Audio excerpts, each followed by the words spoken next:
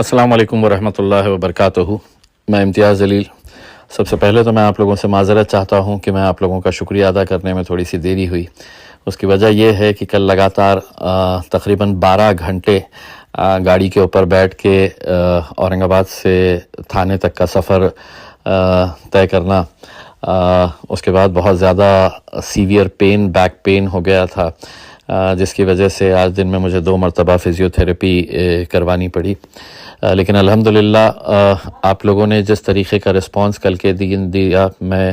لفظوں میں اس کا شکریہ ادا نہیں کر سکتا ہوں۔ یہ ہم نے جتنے بھی لوگوں نے آواز دی تھی، ہم سب نے مل کر جو کوششیں کی تھی کہ ہمیں ممبئی جانا ہے اور سوتی ہوئی سرکار کو جگانا ہے، پولیس سے سوال کرنا ہے،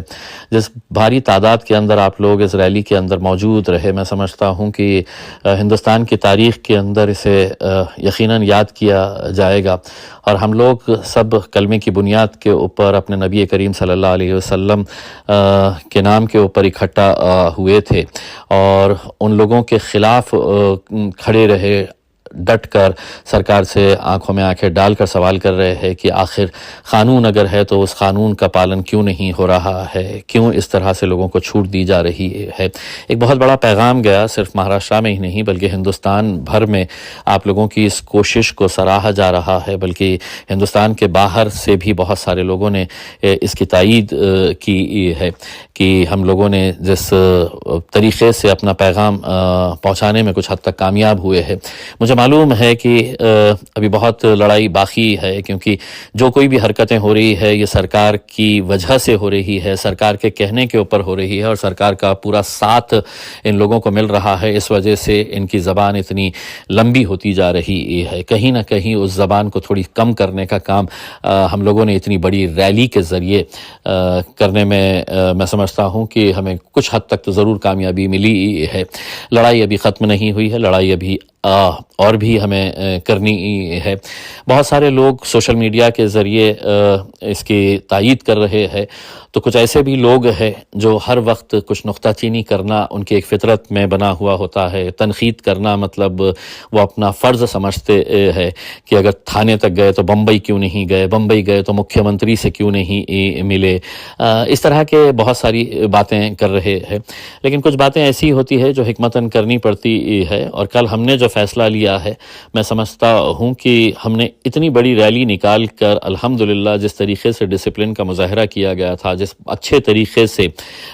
جس نیک مقصد کے لیے ہم لوگ جا رہے تھے، اس میں ہمیں کامیابی ملی، لیکن کہیں نہ کہیں کچھ داغ لگانے کی کوششیں آگے چل رہی تھی۔ اس وجہ سے کل کا جو فیصلہ کیا گیا تھا ہم نے، وہ فیصلہ میں سمجھتا ہوں کہ میں بہت کچھ اس کے بارے میں بتا نہیں سکتا ہوں، لیکن الحمدللہ یہ پورا اچھے طریقے سے ہو گیا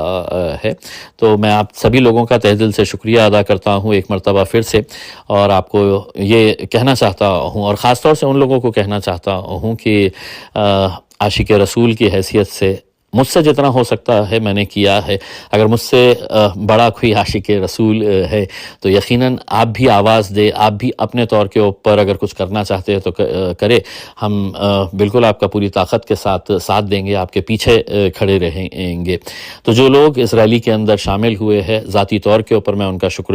ادا کرتا ہوں، اور جو لوگ کسی وجہ سے نہیں آ سکے ہیں، خاص طور سے ہمارے بزرگ ماں بہن جنہوں نے ہمارے لیے دعائیں کی، اور صرف مہاراشٹر نہیں، ہندوستان نہیں بلکہ دنیا کے بہت سارے حصوں میں اس کی کامیابی کے لیے دعا کی گئی تھی، تو میں ان تمام لوگوں کا تہ دل سے شکریہ ادا کرتا ہوں۔ جزاک اللہ خیر۔